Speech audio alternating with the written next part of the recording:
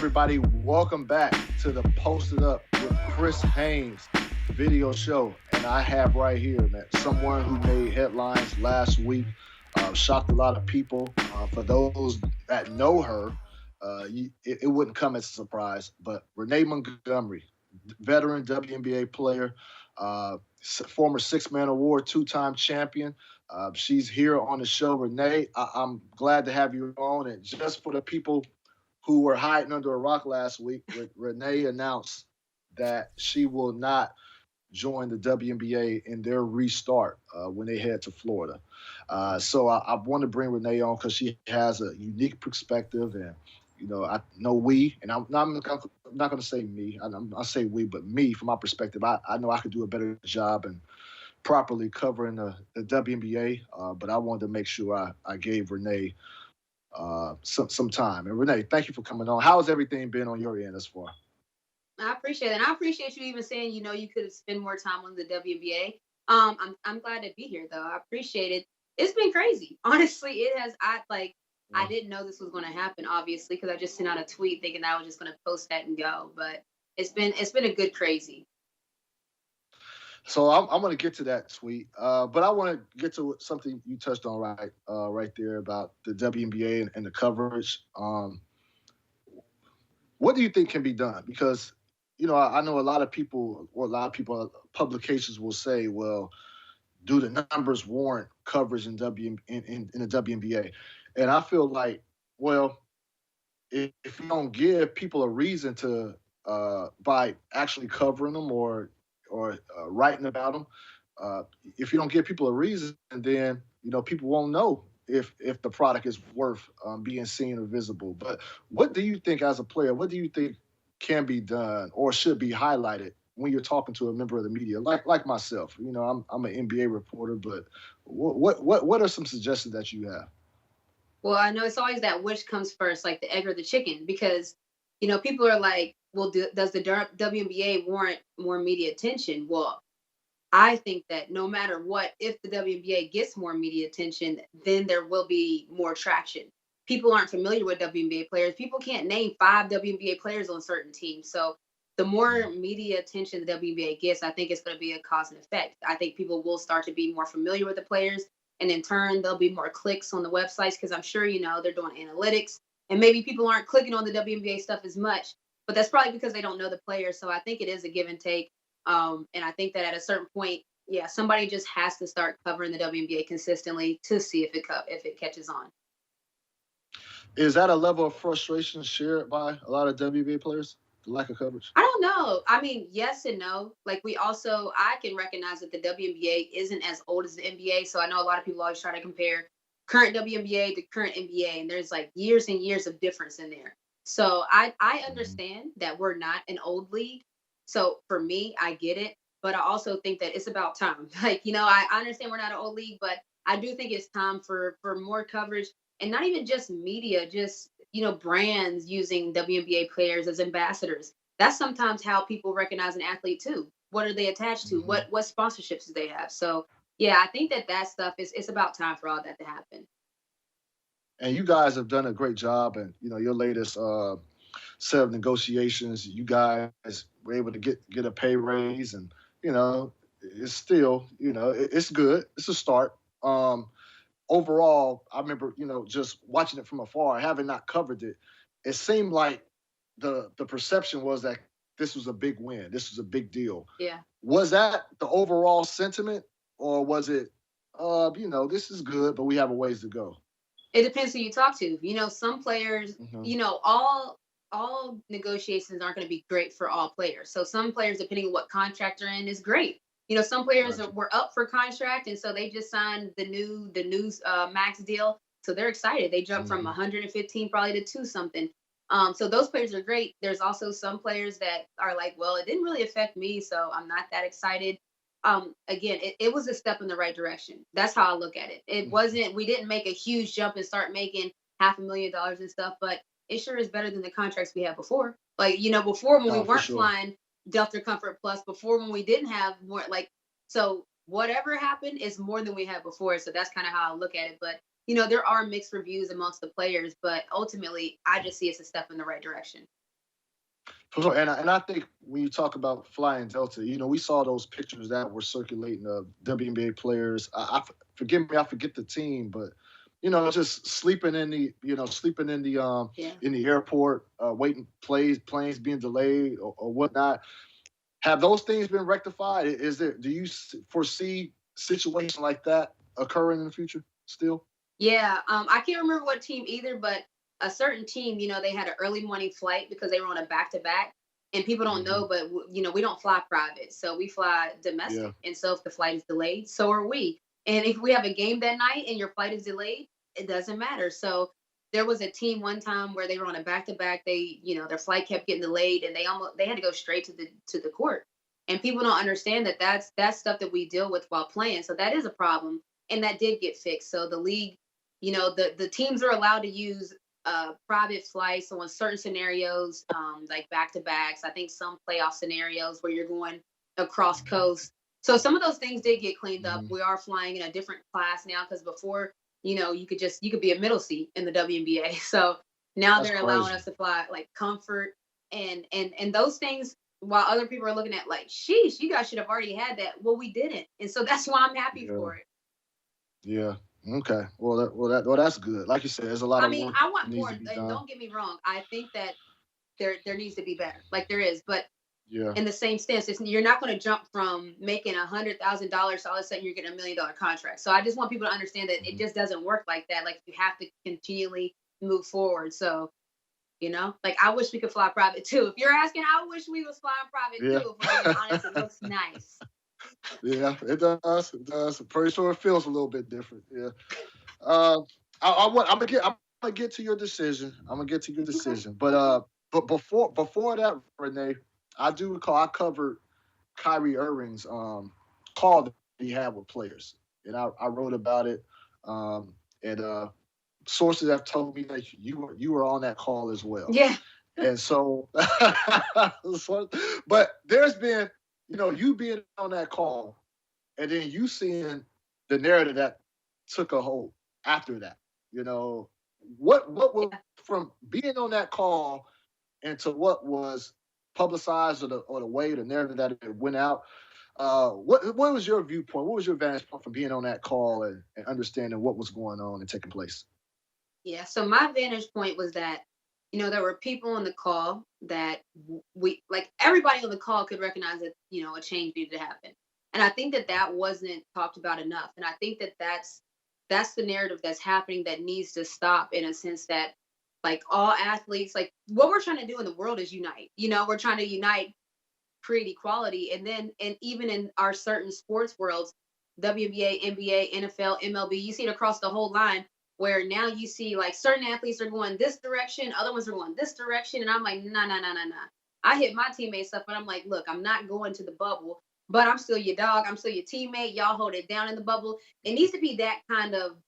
I feel like if we all stay united and connected, we're all trying to get the same thing to happen. So on the call, it was a lot of people like, yo, now is the time. This is what we need to do. And there's other people like, no, this is what we need to do. So that's kind of how I saw Mm-hmm. the call going. Some people felt that the best way was to not play and to bring all the attention that would be on sports on whatever we're doing to fight reform. And then some people thought, hey, like we can do all of that in the bubble, get paid, and pour it into the community. And that's why I said it's a personal preference. I decided to Yeah. sit out because I can't, I'm not the half in, half out. Like when I get locked in on something, that's it. Like I'm locked in. So if I go into the season Mm-hmm.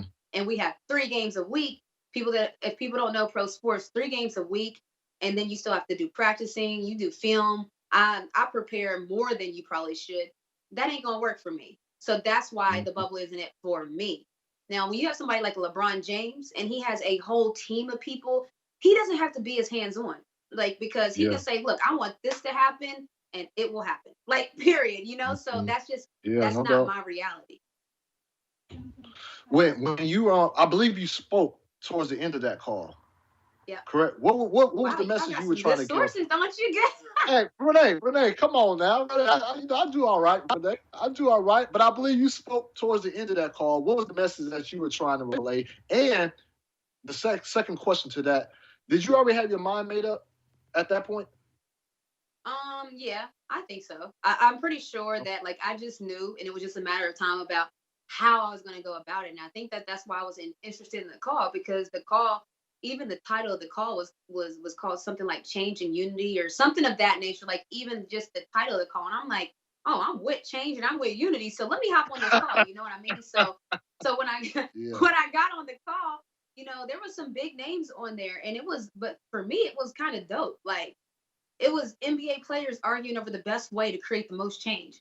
So I feel like that narrative should have never got lost. The whole point was that everybody wanted to do something, but no one knew basically the best route, and everybody was trying to figure it out on the fly. Like there's no template, there's no book for this. So what I said at the end was that yeah, I'm down. Like I want to create a change right now. That's all I'm thinking about. Like so I'm in. Like you guys, whatever you guys are thinking about doing as far as on because if the NBA players are doing it, it's going to be on a large scale. So I was just like, look, I want to be a part of whatever this big change is that's going to happen because it's going to happen. If you have this many influential NBA players on the call, there were WNBA players on there too. Something good is going to happen when all of us are fighting over how to have the best way to make some change. And that's what I wrote about in my story about the meeting is that you know I'm it hasn't been a unifying moment like that in a while. And like I said, there were people arguing about, I wouldn't say arguing, but people had differences of opinions on Yeah. what's the best way Yeah. to enact change right now. And that's a positive thing. And Yeah. I just think some headlines were made off of some things that were said during the call, but the overwhelming theme of the call was just to get everybody on a united front, which I felt like that was accomplished. And whenever you're talking about these type of situations or subject, that's a positive. We got everybody on a call like that, and Exactly. it was And definitely. that's how I Renee, felt.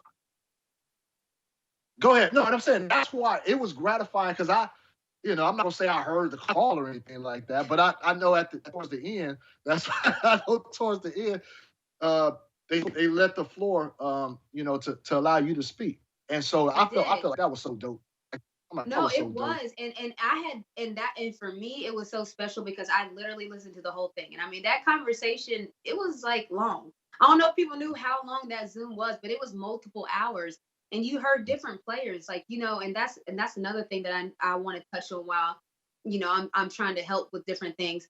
A lot of players actually they would want to sit out or they would be interested in sitting out, but they can't afford to financially. A lot of players are Yeah. living paycheck to paycheck. A lot of players just don't have that option because they just don't know. They support too many people, and it's an unfair decision for them to just make that. And so for me, that was eye opening. I know we've all seen 30 for 30 broke, but like we got to something needs to be done about that because 30 for 30 broke is a real thing that's still happening. It's not like, oh, that used to happen. No, that's still happening. People are still becoming millionaires and still going broke. So maybe something needs to happen as far as the system and teaching young Black minority kids about finances. That might be something that's learned in white households that's not learned. So then when you have these athletes that become millionaires, they go broke.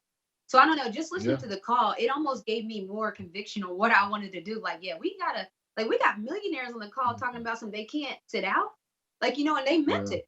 And that's Yeah. to me, that's a problem. And that's a problem that we as a society need to fix. Well, and that goes, and I think that's why your decision that you're making right now, that's why I think I have to give more power to you for doing that because you don't have the bankroll that they have, and yet you're making a decision to do so like that. So the question I'm gonna ask is, I know that you've been asked this question, but I want you to say it on this platform. Ultimately, what was the underlying reasons of why you chose not to play in the restart? Because I don't want to look crazy out there when I'm not really in it. Like, and athletes will get it. Like, if you are not in the moment or you're not like really feeling it, you can always tell an athlete they get straight to a team and their numbers go dramatically. They're just not in it. It's the same athlete, Yeah. just they're not in it. So for me, I know that if I went to try to play and I'm constantly like doing other things or I'm not doing my normal routines, like I'm a very routine type of person. So if things start to just mess up all my normal routines, I'm not going to be the same player. So for me, and that's what I told people because everybody's like, well, what are you going to do? I don't even have it figured out yet. I just know that I'm not doing that because my routines. I'm a routinist. I'm like, you can set your clock by me. You can ask my coaches this. So Hmm. if I can't do that normal me, then I'm not going to do it. How much of your decision has to do with the social climate that we're in right now? It has everything to do with it. And that's what I mean, because that's what I was saying. I don't have a built-in huge team. So when I'm trying to do different things, or like I just threw a Juneteenth block party, like I was cooking the meat too. Like people don't understand, like Yeah, we're I not like read the that. Yeah, NBA. You know what I mean? We're not like the NBA where I can just book out everything to be done. Like I need to, if I want to get stuff done, I need to do it, or I need to be a strong part of why it gets done. And I do have a team, but I'm just saying. So for me, that would mean me before a game, maybe when I'm taking my nap, spending time when trying to plan things. That's not my process. So that's not going to be good for me as an athlete. mm. What about take the social climate out of what's going on in our society, the aftermath of the George Floyd tragedy and the many others that were lost to police brutality. Take that out of the equation. The pandemic in itself, Yeah. and say we didn't go through what we're going through right now with the climate. The pandemic in itself, you still feel like you wouldn't have gone over there, basically because, like you said, you're a very routine oriented individual. No, I could no. So I could do that. Like pandemic aside. So George Floyd aside, let's just say that I do see myself in the Hmm. bubble in a sense that Gotcha. okay, like everybody knows I'm Jeremy, but I would have to figure it out. When I talk about my routine, that means like, I'll usually watch if we're playing Phoenix tomorrow, I might just watch a random Phoenix game of me playing against Phoenix a year and a half ago. Or random. So certain Hmm. things that are part of my routine, so that I can just see mannerisms. I might not be spending that night before the game studying that film. I might be spending that night before a game planning for an event or planning for something I want Gotcha. to do for this social reform Gotcha. movement. And so now I don't have that built in. When I'm playing the game, I can see stuff happening way before it happens, not just because I played it a long time. I study a lot of film. So that's part of Hmm. my skill set. My trick is to be prepared. So if I'm Yeah. taking away those 2 hour sessions of just watching a game or that nap time, that's part of what makes me the player I am. So that's why I said I can't Gotcha. do both when I'm trying to do that. Understand. Understand. Has anybody from the WNBA reached out to you to get you to reconsider? Team wise, I mean, they just wanted to make sure I'm Definitely. sure. Yeah. And in a sense of they didn't try to like walk me off the ledge. They just, ask questions like, okay, so, like you do understand that you're welcome here as a team. We understand that we're going to try to do different things inside the bubble. And that's when I had to kind of explain to them what I explained to you. Like, no, I like that the WNBA is really and I mean this like because I was one of the calls. They are really trying to figure out ways to have a super huge impact inside the bubble. So it's not about that. It's Hmm. about me as a person and how I know I train and how I know I am. So they did try, but they just wanted to like make sure I was assured that like we are going to do some stuff inside the bubble in case you want to be a part of that. And then they also said, and you can still be a part of that even if you decide not to. So for me, that was kind of dope. That's cool. Yeah, no, that's cool to Yeah. have that assurance right there. That's support. That's support. Yeah, that's They, real they support. are, That's what I told people. Like, that's yeah. real support where they're like, look, we're still going to try to keep you included. My team just called me today about an opportunity, out here. So I'm like, wow, okay. So this is going to be, that's what people need to understand. It's not like, forget the WNBA. I'm mad at them. I'm leaving. It's not even about that. It's about, like, I'm going to do some stuff out here. Y'all do y'all thing there. And, like, let's see how big we can make this moment. That's kind of what I want it to be, WNBA and NBA style. The WNBA announced recently that they're on jerseys. They're going to honor uh, the fallen victims to police brutality. So they're going to allow for players to have on their jersey the names of some of these individuals' lives were lost. Did you know that? Or and Yeah, I did. when I if saw you get that. here, okay, what you think about that?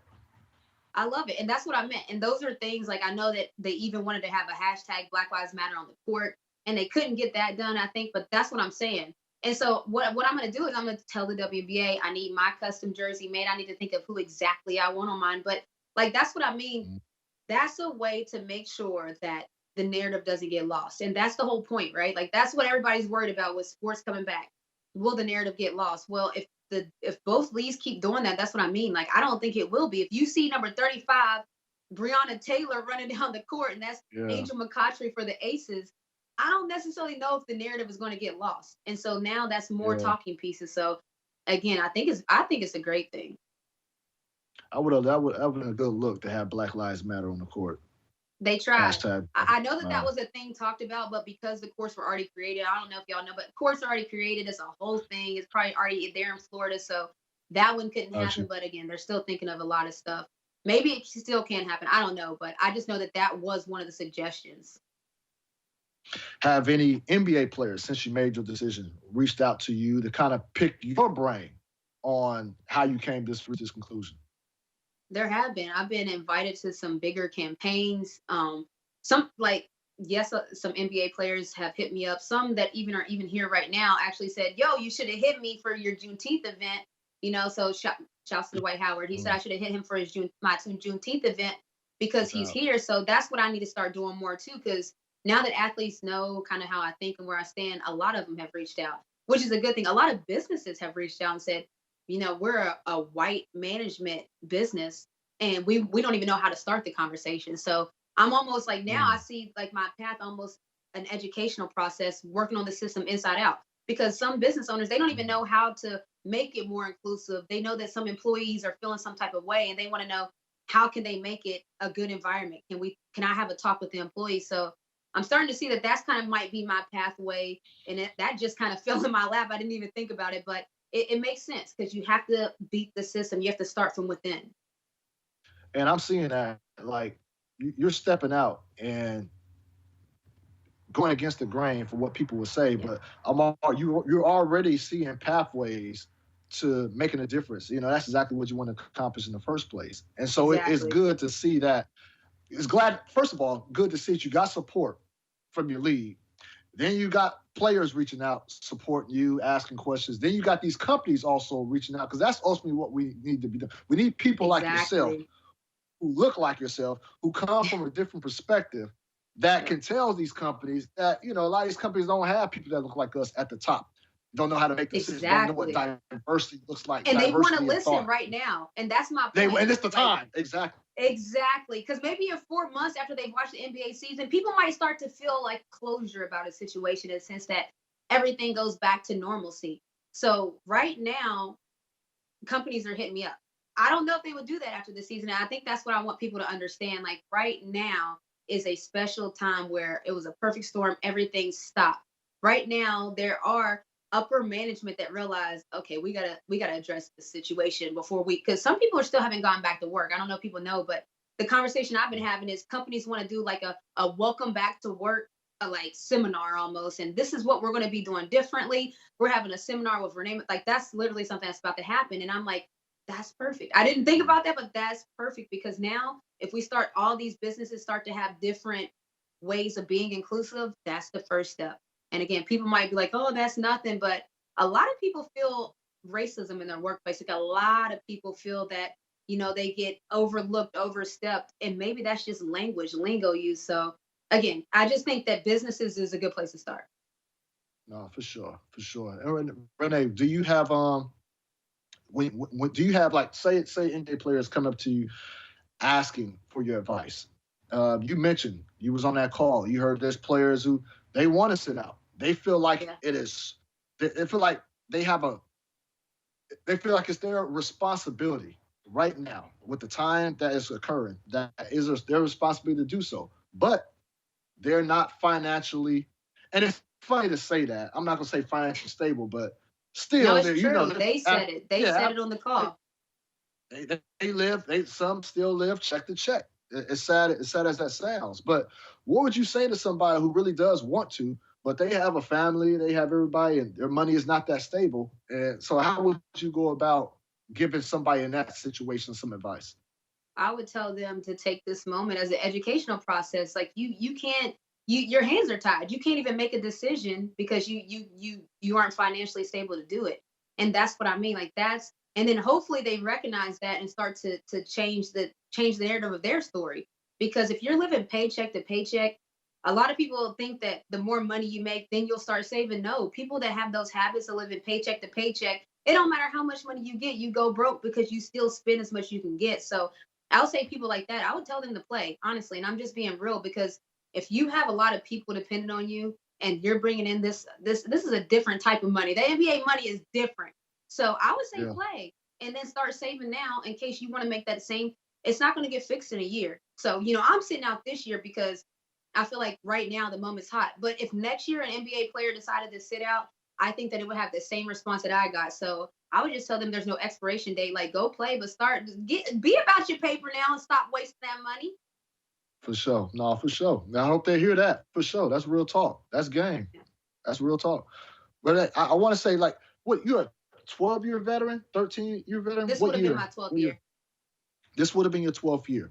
Yeah. In making such a decision as well, like, how much longer do you feel like you have?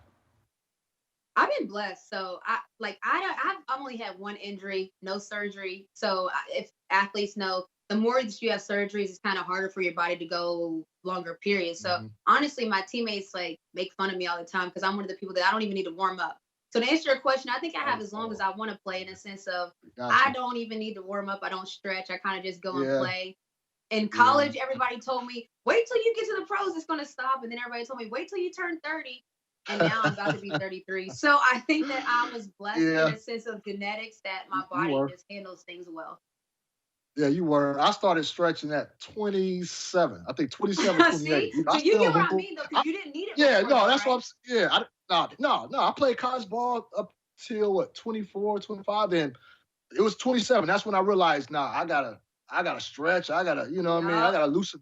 No, I remember that feel good. So the fact that you're almost 33 and you still can get out there and just listen. That's what the young fact check me. Ask my current teammates last year. Like, they can't believe it. So no, I'm one of those players. So as far as how long I want to play, I think that's on me, and that might be why I'm okay. But in my mind, but yeah, I don't know. It's just this feeling that like right now is a big moment. I don't know. I got a few more questions. I'm gonna let you go. No, this is a big moment, and I guess my talking points on the matter is that I feel like I understand, like, the NBA could try to deny it all they want. The number one reason is financial ramifications due to not playing. That's why they want to get this thing restarted. I get that, and I get the players. Most of the players' motivation, as in the call, they fear if they don't go out there and play, owners could cut up that, chop up that CBA. And the next one won't look so favorable for them. So I get their motivation to play. But I also get Kyrie. I get Dwight Howard. I get Carmelo and those guys feeling like, if we don't strike now, like, we got the world's attention. Like, Renee, I was at a march. I'm in the Bay Area. I'm at a march, and the march, Black Lives Matter march, but majority is white folks. And I'm tripping out. Yeah. I'm like, we got their attention. Like, I think it has something to do with it. Everybody's frustrated. They lost jobs, lost loved ones. And then you just see these incidents that happen. And it's like, damn, that was the last straw. And that's why I get and I understand why you felt like the time is now to make that move. That's exactly it. And I've said that before. Like, before, this Black problems used to be Black people's problems. Right now, Black Lives Matters is a global problem. There's white people, there's Amish people have people have entered the chat. Now something is going on. Right. So I'm just saying, like, this is different. No one can say that here we go again with another movement. No, you've never had leagues, you've never had Fortune 500 companies, you've never had this level of white businesses talk about Black rights. So no, this is a very different time. And even on some of the protests I've been here in Georgia and some more of the suburban areas, it's almost all white. Like, that's new. That's different. That's a win. Yeah. Like, for real. Nah. Yeah, I've never seen that in my lifetime. So it is a good thing. What is there a chance, Renee? Like, you go through, you're doing things in your community. Do you see yourself the possibility of reconsidering your stance and be like, you know what, later on I might want to join? If there is, I don't know if there is a loophole to where you can join mid-season or something like that. Is that a possibility? Is that something you consider, or not? That's not nothing to consider. That's not something to consider for me, because like, what? I don't want to even hop in the season halfway. Again, I told you the type of person I am. I like to be prepared, be about my business, know what I'm doing. So no, I wouldn't want to hop in half season anyway. And even still, I want to see this thing through this year. So like that's another thing. Like, once I start these campaigns and these different things that I'm doing, I want to see it through. I don't want to start it and then halfway through I go play, and I don't get to see the results or see, what happens. So no, I want to see this thing through. Okay. Well, my last question, Renee, when this pandemic is all over, or say we get back to some sense of normalcy, because when normalcy comes, then that's going to take away from a lot of important issues that are being highlighted now. But once we get to that point, what are you hoping we've accomplished as a society in this country? I hope that we start to just start counting up the wins. So like the chokehold, bomb, is gone, win. The knee on the neck, bomb, win. Look, I hope businesses start to just have different things they implement in their company, like part of their company fabric, where, all right, we recognize that like certain things that I know, representation. So you can't have a management that looks nothing like the employees and looks nothing like the city and looks nothing like the people that buy your products. That you can't have that. So that's what, when we're talking to companies, what can we do? Maybe have some representation so that some of the minorities in the company have somebody they feel like they could go talk to about stuff. So that's what I mean. I hope to go look back and start to see different things implemented on trying to be more inclusive, trying to understand the plight. And look, I know y'all seen them statues going down left and right. We got statues dropping. We got street names changing. That's a win. That's changing American history, American culture. So let's keep changing all of that for the better. You think WNBA players WNBA is gonna allow for players to kneel during the anthem?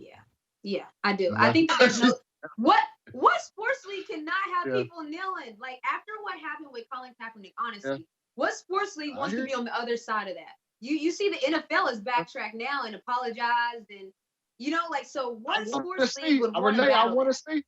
I hear you. I still want to see it. I know it's easy. Look, we only got about 2-3 weeks. We only got 2 or 3 weeks. We're gonna see it. I mean, I think there's been plenty of NFL players too that have said, I know that's a different one because they do kneel, but this WNBA players have knelt in the past. I don't know if you know, but that's not a new concept. Okay. Yeah, so that's been done before. Well, that's where I have to acknowledge my my lack of education and not knowing that. And that's where I need to challenge myself on, making sure I cover the WNBA. I appreciate that. Look, hit me up if you need to cover some WNBA, because obviously I've done it my whole life. So, no, but I'm just saying, I can just remember certain teams and players where that was a big deal. They would lock arms and kneel together. So I can even remember a Kelsey Bone off the top of my head, a Misty Bass on different teams where they knelt multiple games in a row. So yeah, this is not WNBA. We're not new to this. So we are not new to this social fight. And so I think that there will be more of the same this season. Okay. Well, Renee, look, I applaud what you're doing, man. You're definitely doing this for the culture, all the right reasons, man. And it wasn't easy. This is not something easy. I don't want people to make light of this. Like you said, you ain't getting that NBA bread. This is not.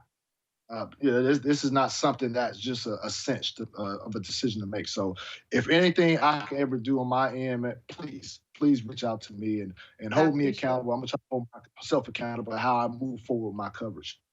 Listen, I appreciate it. Look, that's a win. Hello, everybody. Okay, somebody wanting to do better. Yeah. I'm trying to tell you that's a win. So I appreciate you. All right, Renee. Well, you take care. For everything you need on my end, please reach out. Appreciate it.